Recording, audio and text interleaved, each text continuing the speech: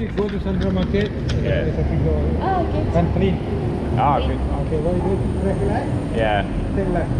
Good to First, Central second, Market. third. Then you see the very big box. You have a choice to eat. Try there. Great, thank you. Thank you very much. Alright, I think we could go to Central Market then if we're not looking for specific Mamac stalls. Yeah, I mean it seems like my back stalls is just... Everywhere, yeah. Yeah. Feel a bit silly. That's like saying walking into a country and being like, oh, where's the cafe? Yeah. What do you mean, where's the cafe? There's cafes everywhere. Oh well, live and learn. Yeah.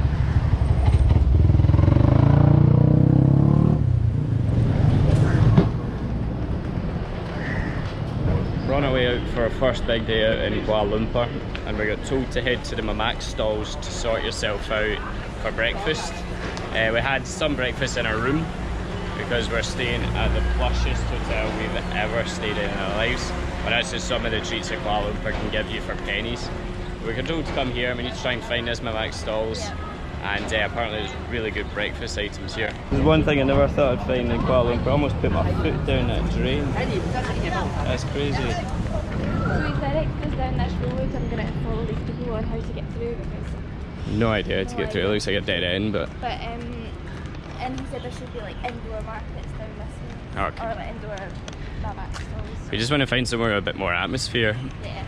Well, that one was like really busy with the school kids. Yeah. As well, so. Which one tip we always heard from a couple we follow called Diver 11, Jimmy and Taff from Diver 11, is they say if you're going to find somewhere cheap, what you want to do is go for somewhere where you can only see locals, there's no tourists, and where you can only see school kids especially. There's a high school right next to here, so we're going to try and find the busiest place possible because that means it's the best, and where it's full of school kids because that means it's cheap. Central Market, I wasn't actually sure what to expect around here, but it's a lot more organised than I was expecting. Like I was expecting it to be chaos, people shouting, it's like market stalls, it's an actual building, it just looks like another shopping centre to be honest, but maybe a bit more cramped. It is air conditioned, which is really nice. Obviously the first place that caught your eye, chocolate boutique.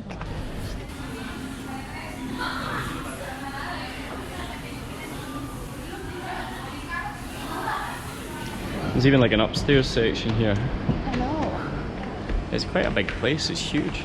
Got a big domed roof. And there's 2 levels to it where you can get food, Toilets, drinks, there's toilets, so you need to pay into, I'm not doing that. But you could easily spend a couple of hours exploring around here. Sure. Especially if you're wanting to buy things.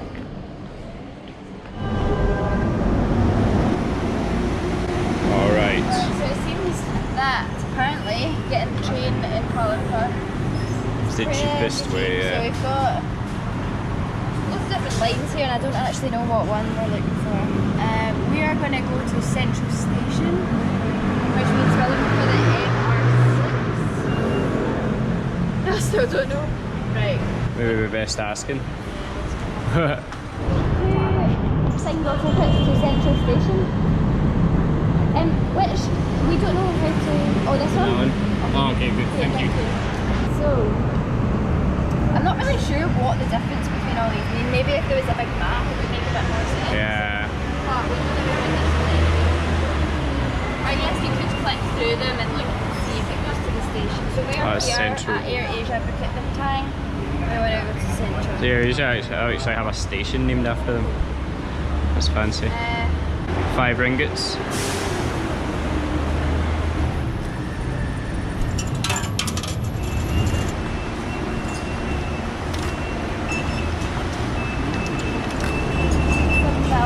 Is actually specifically says no durians on the train. I can understand But why. if you don't know, these are the fruits that basically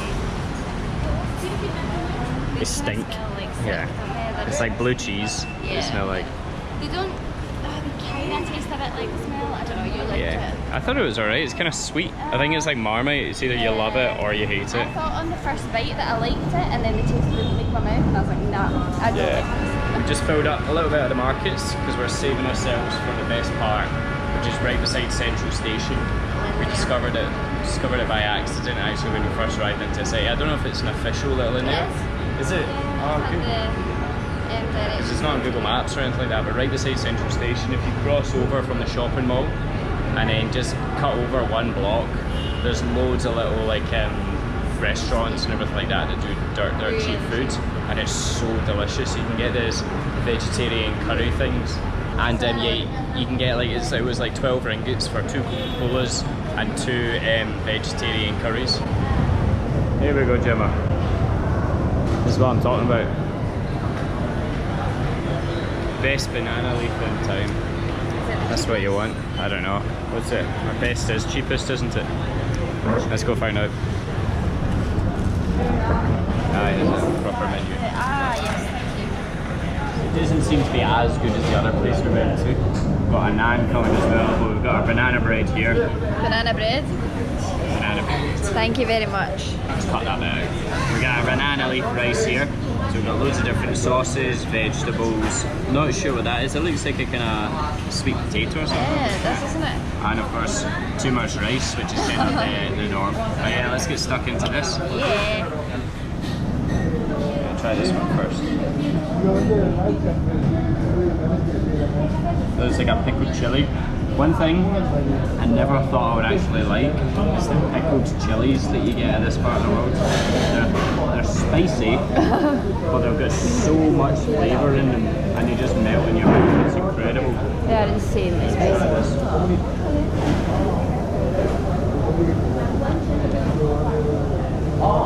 Man, that's good. That is good. There you go.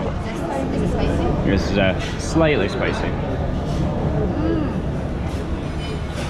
It's really good. Love a naan. Love it. So what have you got here? Got a full Garlic one. naan. The thing I love about this place is you can see them cooking in naans like literally right there. There's like a big oven and the kitchen's open so you can see it cooking. That one's like a really dull spice. That makes sense. I don't know. I prefer this one. Alright, so the verdict to this place, we came to the ABC1 Bistro, which is just across from Central Station, as we said. Not as good as the other place we went to in Little India, which I believe is called Jaya. If you go down straight past this place, turn right and walk along that street, you'll come to this place on your right called Jaya Restaurant or Jaya Bistro or something. The food's cheaper, it just feels more authentic, there's more locals eating there. Everyone's eating with their hands, the whole thing just seems like a more authentic thing. Here I feel like I'm in the middle of an American diner. Oh yeah. Saying that, the food is delicious and it's still not overly expensive. I think this is going to cost us about £3 British or like 5 or 6 Australian dollars, and I'm absolutely stuffed. Can't complain. Cannot complain about that. That's So there you go, guys. And it's all done. I think an incredible thing about Kuala Lumpur, or probably just Malaysia in general, is the weather. It seems that as soon as it hits like maybe 2 or 3 in the afternoon, it's now 5 o'clock. You'd think it was the sun was setting because it's so dark. As soon as it hits 2 or 3, the clouds just come in and you're pretty much guaranteed rain every single day. So pack a waterproof if you're heading out for the afternoon. Although here in in saying Kuala that, the Lumpur. rain we've had so far, it's just been nice. It's been lovely, yeah. It's still not even roasting even hot. It must be about 30 degrees still. It's so humid. Marcus, can you tell us what the Basel Convention is all about? Okay, the Basel Convention is in terms of movement of industry. How does this pact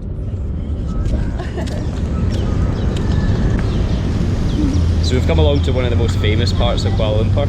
It's basically, it used to be just a plain set of stairs up to a religious cave.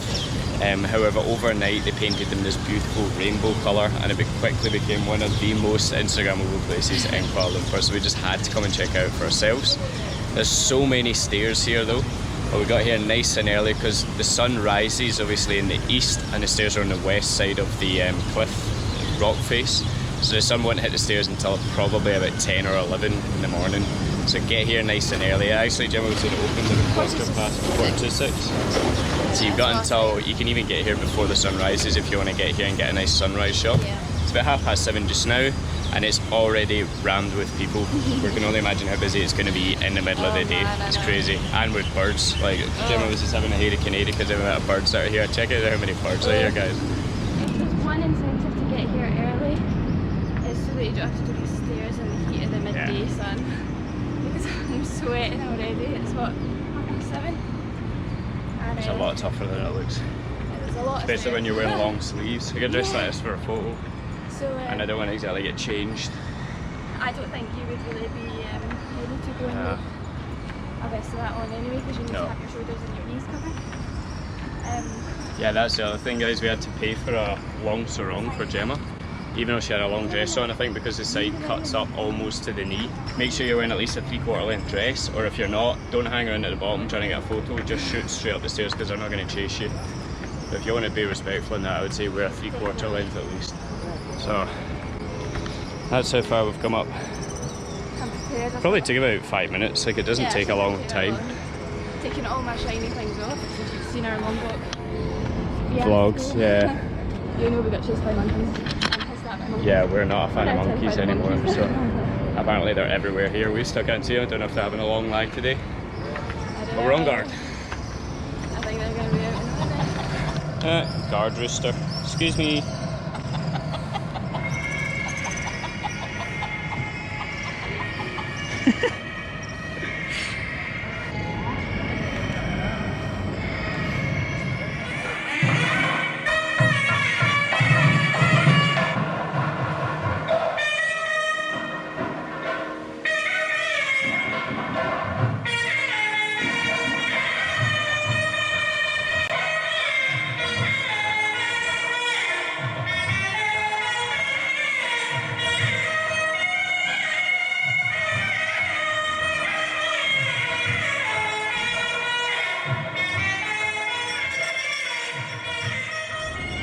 So the Batu Caves are giant limestone caverns that sit just outside of Kuala Lumpur, and it turns out they're actually a giant Hindu temple that's been built into the mountains. It's used throughout the year for ceremonies and also becomes hugely popular during Taipasam, which is one of the Hindu celebrations that happens every single year. So it happens around the beginning of February. We believe the next one is the 8th of February 2020, and during that time it's going to get a lot busier here.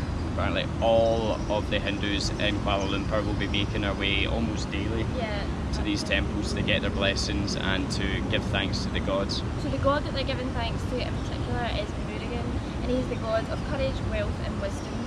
And it's believed that he defeated the demons using a spear named Bell, which then saved humanity. Now outside Batu Caves you can see a giant golden statue, and this is actually the statue of Murugan, and he's holding said spear in a triumphant pose, I guess. Inside the caves themselves, every single day they do ceremonies to this spear named Bell, and it's basically a cleansing of it using 6 different types of natural compounds, whether it's sugarcane water or coconut water, or there's 4 other kinds as well, and that happens twice a day at sunrise and sunset. Now all the Hindus in Kuala Lumpur try and make their way to the caves, whether it's every single day or whether it's just as much as they can. They come to the caves to watch this ceremony and then give thanks to this Murugan god, because they believe it gives them more courage and more prosperous in their everyday lives. Basically it means it can be more successful. So they take the blessings that have been given to this spear, and that's what they place on their foreheads, and they believe that purifies them and gives thanks to the god. Now during the festival that happens once a year, Taipasam, there's pilgrims come from all over Malaysia, and it's quite a common ritual for them to walk barefoot and then ascend the 272 steps into the temple. They often give thanks to Murugan by piercing their skins with small silver spears, which obviously represent veil, and that's to give thanks and give offerings to Murugan by showing a bit of suffering. We're looking on Google actually, and these guys are proper hardcore when it comes to giving thanks. It's not uncommon for people to actually attach hooks to their backs, pierce the skin, attaching hooks, and then pull statues, wooden statues or whatever else to the temple as they're walking kilometres barefoot to actually get to here. And we also saw that some people even put on sandals that have got nails sticking up into their feet, and they walk kilometres in these sandals. They believe that this suffering is what gives thanks to the gods and helps purify them, because they're showing basically faith in Murugan by punishing themselves or giving suffering to themselves in order to give thanks to him. So once you ascend the stairs into the Batu Caves, you'll enter into the first cavern, and you can walk past a couple of shops on your right hand side, and then you will have to take off your shoes to enter the first temple, and it's also advised that you keep your shoes off to ascend up to the second temple. So these caves are built into a limestone cavern, and from where we're sitting right now we can actually see the skyline of the city, which makes it one of the most unique temples I think we've ever been to. Yeah, definitely. Absolutely. I've never seen a cave this size so close to a city. I mean, you're literally talking like 5 or 10 kilometers into the city, and it's huge. Like inside, I can't even believe how big it is. You could fit a church inside it. It's so big. There's 2 caverns, as we said. You go up and down one set of stairs into the first cavern, and then you go up into another cavern, and you can see the jungle kind of hanging down into the cave from above, which I'm guessing is where the monkeys come from. Yeah, But, thankfully like, this morning they had long lines. Yeah, we didn't see any. But I think that's what makes it so unique, is the fact that you've got all these colours and the buildings and the gold statues and the reds and the blues and the yellows all built into this mountain. But you've still also got the nature that exists within it as well. You know, it's full of birds. You've even got some cockroaches walking around. Later on in the day, you're going to have monkeys swinging around in there as well. And I think that's what makes it so beautiful to me, is just to see again this mixture of like man's creation and the still existence of nature within the cavern. It's really beautiful.